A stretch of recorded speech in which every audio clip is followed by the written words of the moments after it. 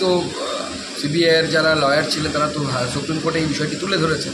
আপনারা দেখেছেন যে সরকার একরকম কথা বলছে, সরকারি উকিল একরকম কথা বলছে, আর দেখা যাচ্ছে অন্যরকম ঘটনা গ্রাউন্ড লেভেলে ঘটেছে। এটা প্রমাণ করছে যে এই সরকার লুকোনোর চেষ্টা করছে এবং তার বিরুদ্ধে মানুষ গর্জে উঠে বারবার রাস্তায় নামছে। আর যখন মানুষ রাস্তায় নামছে তখন মাননীয় মুখ্যমন্ত্রী ভয় দেখাচ্ছেন। আজকেও ভয় দেখিয়েছেন, আমরা কেস রেজিস্টার করিনি, মানে করতে পারি আর কি কেস রেজিস্টার।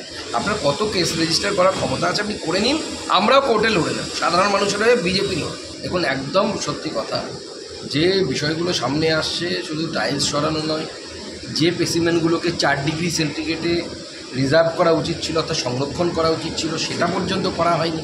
কোনো কিচ্ছু নিয়ম মানা হয়নি যাতে কোনো তথ্য প্রমাণ যেন না থাকে। আর মনে রাখবেন যে আমি প্রথম থেকেই বলে এসেছিলাম যে এই ধরনের রেপ অ্যান্ড মার্ডার কেসে বায়োলজিক্যাল যে প্রুফগুলো থাকে, maybe semen, maybe saliva, maybe hair, এগুলো বা স্কিন রিমেন্স অর্থাৎ চামড়ার অংশ, এগুলো খুব গুরুত্বপূর্ণ হয়, যেগুলো সময়ের সাথে সাথে নষ্ট হয়ে যায়, যার মধ্যে তথ্য যত আপনি দেরি করবেন তত তথ্য সেখান থেকে ডিলিট হতে শুরু করে বায়োলজিক্যাল সিস্টেম।